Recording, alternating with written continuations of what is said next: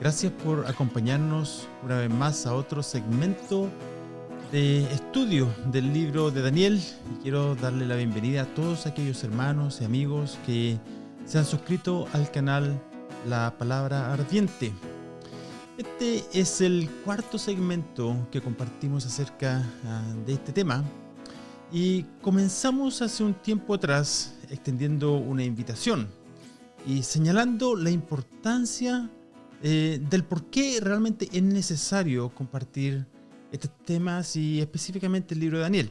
Queremos tener un entendimiento más claro y más profundo de la identidad de Jesús, así como también queremos tener un entendimiento bíblico de los eventos del fin del siglo y el impacto que tendrá en las naciones que estarán o están presentes cuando estas cosas se cumplan, así como también una mejor comprensión bíblica del reino de Dios. Luego comenzamos compartiendo el capítulo 7 de Daniel y vimos en la primera parte de este capítulo las circunstancias históricas alrededor de la visión que Daniel comienza a describir. Así como también se introducen allí las cuatro bestias o monstruos, los cuales representan los cuatro imperios paganos históricos, ¿verdad? En nuestro último segmento pudimos compartir algunos detalles acerca del trono de Dios y la sana del tribunal de Dios, el anciano de días, el Padre, y principalmente acerca de esta cima de la montaña en relación al tema central del libro de Daniel, esta figura llamada el Hijo de Hombre, quien viene en las nubes del cielo. A través de estos versos se describe cómo le es dado dominio que no se acabará y el reino que no será destruido.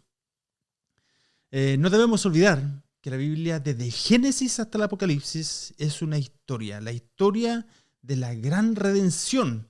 Y aquí en el medio del libro de Daniel vemos un tipo de recordatorio, una visión, ¿cierto? Una visión del clímax de la historia, del evangelio, del juicio, del dominio y el reino dado a este ser divino llamado el Hijo del Hombre. Y es así como concluimos la última vez. En esta ocasión estaremos compartiendo los últimos versos del capítulo 7, los cuales contienen la interpretación divina de los versos anteriores, como lo es tan común a través de las Escrituras, cuando se tiene un sueño, una visión o una revelación altamente simbólica y difíciles de interpretar, lo cual es exactamente lo que sucede aquí. El Señor provee un ángel que interpreta o un santo para que no quedemos completamente a ciega, ¿verdad? Aunque no siempre sucede así, ya que en ocasiones el Señor deja algunos misterios. Aún así, generalmente provee un ángel intérprete o hay claras referencias en otros pasajes bíblicos a través de los cuales podemos confirmar la idea de la visión, ¿verdad? Comenzamos entonces con el verso 15, el cual dice: a mí, Daniel, se me angustió por dentro el espíritu y las visiones de mi mente seguían turbándome. No hay que olvidar que Daniel vio esta tremenda visión en aún más detalle de lo que logra describir. El verso 1 dice que Daniel escribió solamente lo principal del asunto, ¿verdad? Aún así, no es de extrañar su angustia. Los terribles monstruos, las bestias que aparecieron en la visión, eran una indicación espantosa de que venían tiempos terribles para la humanidad. Ahora, debemos comprender que existen muchas figuras simbólicas a través de los libros apocalípticos de la Biblia, ¿verdad? Lo vemos en el Antiguo Testamento, en los libros como este de Daniel, en Ezequiel, por ejemplo, y por supuesto en el Nuevo Testamento, especialmente en el libro de Apocalipsis. Si eres nuevo en el Evangelio, te recomiendo no comenzar con estos libros, sino en uno de los Evangelios. Juan es un buen lugar donde puedes comenzar, o los Salmos. Ahora el verso 16 dice: me acerqué a uno de los que estaban allí de pie y le pedí que me dijera la verdad acerca de todo esto. Y me respondió dándome a conocer la interpretación de estas cosas. Dice, me acerqué. Este breve texto nos revela parte del carácter de Daniel. Aquí nos muestra que Daniel tenía un carácter de curiosidad, de no simplemente quedarse con lo superficial. Acercarse conlleva una decisión, un moverse intencional y a perseguir lo que se necesita saber y a no descansar hasta obtenerlo. ¿Cuánto necesitamos hoy en día hombres y mujeres como Daniel, verdad? Que no se conformen con lo esencial solamente, sino que busquen y persigan más de Dios en su vida a través de la Escritura. ¿Cuánto necesitamos hoy en día hombres y mujeres nobles como los de Berea, que escudriñen las Escrituras para ver si estas cosas son así o no?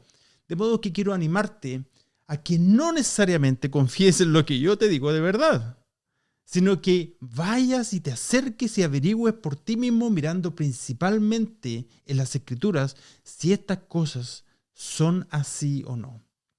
Ahora, como paréntesis, existe una buena posibilidad que ese a quien se acercó Daniel haya sido el ángel Gabriel. Recordemos que Gabriel enfatiza en Lucas 1:19 su posición delante de Dios. El ángel le respondió: yo soy Gabriel, que estoy en la presencia de Dios y he sido enviado para hablarte y anunciarte estas buenas nuevas. El ángel Gabriel aparece en la Biblia en el libro de Lucas y en un solo otro libro, el libro de Daniel. En este libro, Daniel describe a Gabriel como el ángel intérprete en Daniel capítulo 8, verso 15 y en el 9:21, a pesar de que el verso 16 de Daniel capítulo 7 no indica el nombre de quien interpreta la visión. Daniel 9:21 nos dice que Gabriel fue quien había visto la visión al principio o la primera vez. Ahora, esto no podría referirse al principio de Daniel capítulo 9, porque hasta ese momento todo lo que había sido escrito había sido una oración. Y ahora el versículo 17 dice: estas 4 grandes bestias son 4 reyes que se levantarán en la tierra. Si se fijan, diríamos que son reinos, porque se habla de reinos, pero son reyes, reinos, reyes. Hay una función, se podría decir, como telescópica, por decir así. No nos quedemos atrapados en la idea de decir que son reyes o reinos. Las escrituras a veces hacen como un acercamiento o un alejamiento, como en una cámara de video o de fotos, ¿verdad? No sé si me doy a entender. En profecía a veces existen aspectos intercambiables. Por ejemplo, cuando se habla del anticristo, puede haber un énfasis en el reino, el espíritu del anticristo, ¿cierto? O en el individuo. Son nombres intercambiables. A veces las escrituras se enfocan en el imperio y otras veces se enfocan en el individuo. Entonces, como dijimos anteriormente, estas 4 bestias son las mismas representadas en Daniel capítulo 2. Estas son Babilonia, el imperio medo-persa, el imperio greco, y como se mostró anteriormente, tendría que ser el imperio islámico histórico, desde el cual viene su manifestación final, el último imperio islámico revivido del anticristo. Aquí debemos saber que el imperio romano no cumple con los requisitos de Daniel 2:40, el cual dice: y habrá un 4 reino tan fuerte como el hierro, y así como el hierro desmenuza y destroza todas las cosas, como el hierro que tritura, así él desmenuzará y triturará todo esto. Ahora, con todos estos se refiere a Babilonia, el imperio medo-persa y Grecia. El imperio romano no hizo esto. La clave aquí está en Daniel 2:34-35. Estaba mirando hasta que una piedra se desprendió sin que le cortaran mano alguna e hirió a la imagen en sus pies de hierro y de barro cocido y lo desmenuzó. Entonces fueron desmenuzados también el hierro, el barro cocido, el bronce, la plata y el oro, y fueron como tamos de la cera de verano, y se los llevó el viento sin que de ellos quedara rastro alguno. Pero la piedra que hirió a la imagen se hizo como un gran monte que llenó toda la tierra. Entonces, cuando Jesús regrese y aplaste los pies de hierro y barro, lo cual se relaciona a los 10 cuernos que salieron de la bestia, lo cual es la manifestación final de este 4 imperio histórico, el imperio islámico revivido, Entonces, cuando el reino de Mesías venga y aplaste al último imperio del anticristo, entonces, como dice el verso 35, todas las anteriores son destruidos al mismo tiempo. Para resumir, si el imperio romano fuera completamente revivido, ya que no cubrió todos los territorios de los otros imperios y por lo tanto no los aplastó, gran parte de Babilonia, el imperio medo-persa y Grecia quedarían intactas. Por lo tanto, tiene mérito considerar que debido al contexto histórico, esta cuarta bestia será el califato histórico revivido, formado por naciones radicales islámicas. Y de esto estaremos también hablando en el capítulo 8 de Daniel. Ahora el verso 18 dice: después recibirán el reino los santos del Altísimo y poseerán el reino hasta el siglo eternamente y para siempre. El reino, el cual tiene dominio sobre todos los reinos que existen, es el reino del Altísimo, pero será dado a sus santos. Ahora Lucas capítulo 12, versos 8 y 32 dice: les digo que a todo el que me confiese delante de los hombres, el Hijo del Hombre lo confesará también ante los ángeles de Dios. 32 dice: no temas, rebaño pequeño, porque el Padre de ustedes ha decidido darles el reino. Y acá veremos más detalles acerca de este verso más adelante cuando lleguemos al verso 27. Continuemos ahora con el verso 19. Entonces tuve deseo de saber la verdad acerca de la cuarta bestia, que era tan diferente de todas las otras, espantosa en gran manera, que tenía dientes de hierro y uñas de bronce, que devoraba y desmenuzaba y pisoteaba las sobras con sus pies. Ahora, Daniel se enfoca ahora en la última bestia, la peor de todas, que es diferente a todas las demás. Recordemos el verso 7, el cual dice que será espantosa, terrible y en gran manera fuerte, la cual tenía unos grandes dientes de hierro y devoraba y desmenuzaba, pisoteaba las sobras con sus pies. En el contexto que hemos compartido, el acto de desmenuzar y pisotear conlleva la idea de pulverizar todo lo que el Islam conquista hasta que no quede nada reconocible. Ahora, yo recuerdo que hace unos años atrás, cuando hubo un intento temprano de revivir el califato por el grupo ISIS, que en sus avances por Irak y Siria destruía todo a su paso, incluyendo sitios históricos, absolutamente todo. De esto estamos hablando aquí. El Islam también desmenuzará y pisoteará todo lo que logre subyugar al final de los tiempos. Ahora el verso 20 dice: asimismo acerca de los 10 cuernos que tenía en su cabeza y del otro que le había salido, ante el cual habían caído 3, este mismo cuerno tenía ojos y una boca que hablaba con gran insolencia. Este es el anticristo, y parecía más grande que sus compañeros.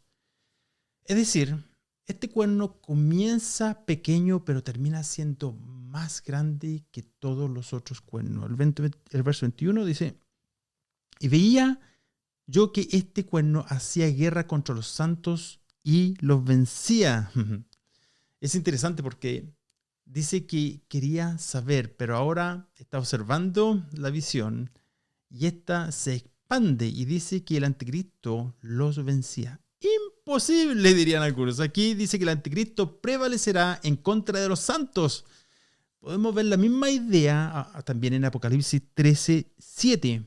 Ahora, el sufrimiento no era un tema nuevo en el Antiguo Testamento, pero esta visión desafió algunas de las asunciones acerca del sufrimiento, ya que hasta ese entonces se asumía que el sufrimiento venía como resultado del pecado y de la desobediencia.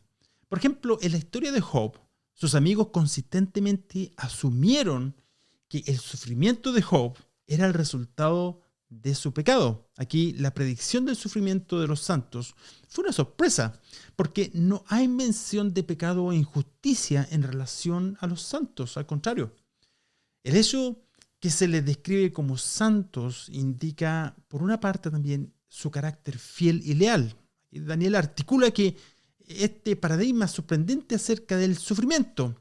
Los santos del Altísimo sufrirán hasta que aparezca el Hijo del Hombre. En pocas palabras, este sufrimiento es parte del plan soberano de Dios sobre los suyos y está conectado con el recibimiento del reino prometido. Ahora el verso 22 dice, hasta que vino el anciano de días y se hizo justicia a los santos del Altísimo, y llegó el tiempo y los santos recibieron el reino.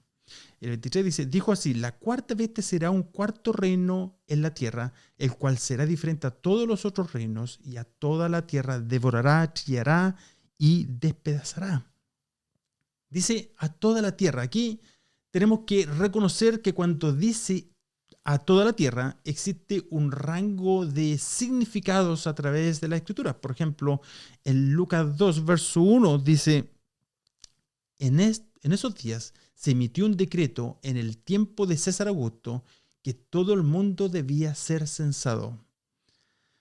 Es evidente que no se está hablando de China, por ejemplo, u otro país en Sudamérica, no, sino se refería solo a el Imperio Romano. Pero el verso dice a todo el mundo, dice devorará y trillará y despedazará.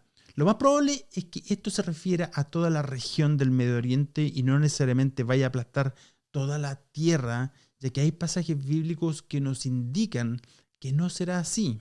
El anticristo tendrá un gran alcance del impacto y control. Sus dedos y tentáculos se expandirán y su alcance llegará hasta los confines de la tierra. Pero, en definitiva, el reino es descrito de manera constante y repetida como uno conformado por 10 naciones y de manera abrumadora. Cuando son nombradas, son naciones del Medio Oriente. Algunas de ellas son nombradas aquí en Daniel capítulo 11 y otras principalmente en el libro de Ezequiel. Un punto importante en la interpretación es que los 10 cuernos que corresponden a los 10 dedos de los pies de la imagen de Daniel capítulo 2 se representan reinando simultáneamente y sometidos por el cuerno pequeño de Daniel 7, verso 8. Existen varias referencias en este libro y otros en el Antiguo Testamento que nos dicen que habrá un bloque de naciones que conforman una coalición y existe otro bloque que se opone a esta coalición. Se ha asumido por mucho tiempo que los grupos que componen los musulmanes sunitas y los chiitas están demasiado divididos como para formar una coalición de este tipo. Y si hubiera habría un choque entre los sunitas y chiitas. Sin embargo, podemos ver hoy, o en realidad hoy en día, a dos de los principales líderes musulmanes en el esquema geopolítico. Turquía es sunita e Irán es chiita. En Ezequiel capítulo 38 vemos que estos dos países están juntos en alianza. Ezequiel 38 describe varias de estas naciones del Medio Oriente y de hecho vemos que 5 de esas naciones mencionadas allí comprenden a Turquía moderna. Tenemos a ver un segmento que publiqué el año pasado llamado Turquía, Israel y el Medio Oriente para ver más detalles acerca de esto. Como paréntesis y resultado de la salida de las fuerzas norteamericanas de Afganistán durante estos últimos días, los analistas ven con gran preocupación y gran interés esta situación. El presidente turco, Erdogan, ha hecho ya los contactos necesarios para tomar ventaja de esta situación, con la idea de instalar fuerzas turcas en uno de los aeropuertos internacionales de las afueras de Kabul, la capital de Afganistán. Esta base se sumaría a las fuerzas turcas en Libia, Siria y Qatar. Una mirada en el mapa nos permite ver que si esta estrategia se llega a concretar, Irán se encontraría en una situación bastante comprometedora. Cuando veamos el capítulo 8, veremos por qué es importante tener nuestros ojos abiertos con respecto a lo que está sucediendo en el Medio Oriente, especialmente en lo relacionado a estos dos países musulmanes y sus pretensiones de liderazgo. Así que ahora de vuelta a Daniel 7, verso 24. Los 10 cuernos significan que de aquel reino se levantarán 10 reyes y tras ellos se levantarán otro, el cual será diferente de los 2 primeros y derribará a 3 reyes. Veremos más detalles en Daniel capítulo 11, sin embargo te daré un pequeño adelanto. Daniel 11:41 dice: entrará en la tierra gloriosa y muchas provincias caerán, pero escaparán de sus manos Edom, Moab y la mayoría de los hijos de Amón. Este es un ejemplo de una nación probablemente Jordania, ya que Edom, Moab y los hijos de Amón es lo que ocupa Jordania hoy en día, el cual no caerá en manos del anticristo, de manera que su dominio no será completamente global y de hecho algunas naciones, incluso de la región al lado de Israel, escaparán. Daniel 11:42 extenderá su mano contra las tierras y no escaparán el país de Egipto. 43 dice, se apoderará de los tesoros de oro y de plata y de todas las cosas preciosas de Egipto. Los de Libia y de Etiopía le seguirán. Entonces aquí tenemos estas tres naciones mencionadas específicamente. Estas caerán. Esto está hablando del surgimiento del anticristo. Se repite esta frase en el verso 24. Dice, derribará a tres y después de los tres, todas las 10 naciones entrarán bajo su control. Ahora el verso 25 dice, hablará palabras contra el Altísimo, a los santos del Altísimo quebrantará y pensará en cambiar los tiempos y la ley y serán entregados en sus manos hasta tiempos y medio tiempo. En el verso 25, en español lamentablemente se usa la misma palabra, pero cuando fue escrita en arameo, Daniel usa dos palabras diferentes para decir Altísimo. Debería decir la verdad lo siguiente, él hablará palabras contra Eliyai, lo cual literalmente significa el más alto. Este es el anciano de días, el Padre. Después dice, a los santos del Elyon quebrantará. Jesús es el Altísimo, el Hijo de Hombre de Daniel 7 es el Altísimo. El anciano de días es llamado en español del mismo modo, el Altísimo, pero en arameo es diferente. Iyai es el más alto, Elyon es el Altísimo. Así que, ¿quiénes son los santos del Altísimo? Porque esto es importante. En el contexto original se podría asumir de que los santos del Hijo del Hombre sería Israel. Sin embargo, es difícil identificar a Israel como los santos de Jesús, cuando la gran mayoría no cree en que Jesús fue el Mesías. Sobre todo cuando esto está hablando acerca del final de los tiempos.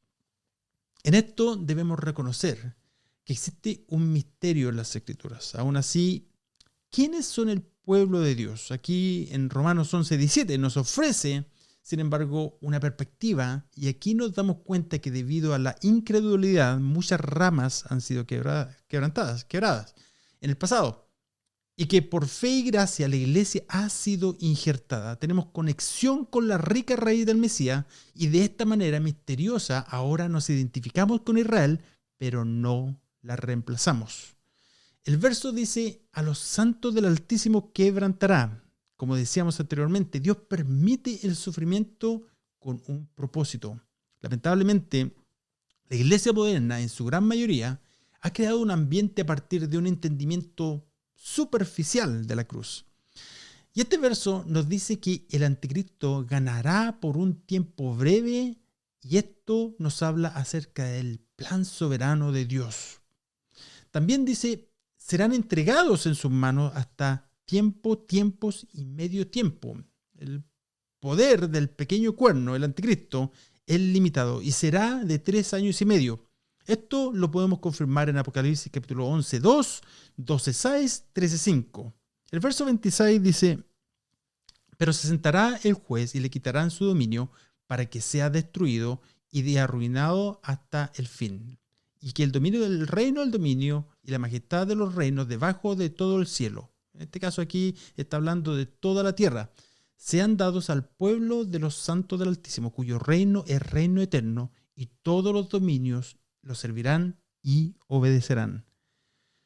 Las declaraciones de Jesús acerca del Padre y los santos, el cielo y el reino no era una teología nueva. En muchas maneras eran revelaciones de lo que ya estaba escrito en Daniel 7. Mateo 25, 31 y 34 dice, pero cuando el Hijo del Hombre venga en su gloria y todos los ángeles con él, entonces él se sentará en el trono de su gloria. Y el 34 dice, entonces el rey dirá a los de su derecha, vengan benditos de mi Padre, hereden el reino preparado para ustedes desde la fundación del mundo. Previamente, en Salmos capítulo 2 y 72, fue revelado que el hijo de David sería mucho más que solo un rey de Israel y que su autoridad se extendería hasta el extremo de la tierra. Naciones le serían dadas como herencia, él tendría su dominio universal, y es aquí en Daniel 7 cuando estas profecías encontrarían este punto de intersección. El verso 28, aquí fue el fin de sus palabras. En cuanto a mí, Daniel, mis pensamientos me turbaron y mi rostro se demudó, pero guardé el asunto en mi corazón. Si no entendemos la gravedad de lo que dice aquí, entonces no entenderemos a la revelación. Si nuestra actitud es pensar que no hay de nada de qué preocuparse, vamos a ser raptados. Así que realmente no importa. Hay algo horrible que alarmó a Daniel, quien al borde del final de su vida, quien ya era un profeta veterano y experimentado, le alarmó tremendamente. Este estudio se trata de que recuperemos ese clamor que dice, ven Señor Jesús, ven pronto, que la iglesia primitiva tenía. Se trata de regresar al corazón del Evangelio y del clamor a Dios. Es volver al temor de Jehová y de crecer en santidad delante de Dios. Lamentablemente hoy en día se habla mucho más del anticristo que de Jesús. Los medios sociales están llenos de segmentos que abarcan todos sus recursos en temas proféticos con una inclinación totalmente sensacionalista, que lo único que logran es darte un escalofrío pasajero. Dios no nos dio su palabra para que tengamos un escalofrío momentáneo, sino para que seamos transformados, para que estemos firmes, seamos constantes y establecidos en Él y en su palabra. La profecía bíblica no fue necesariamente escrita para que hoy sepamos las noticias de mañana, sino para que tengamos una esperanza cierta, firme y sin fluctuar. Y este es uno de los propósitos principales de este estudio, el cual es regresar al corazón del Evangelio. Eso es todo por hoy. La próxima vez nos estaremos juntando alrededor de la palabra de Dios para comenzar con el capítulo 8 de este tremendo libro del profeta Daniel. Que Dios te bendiga. Hasta pronto.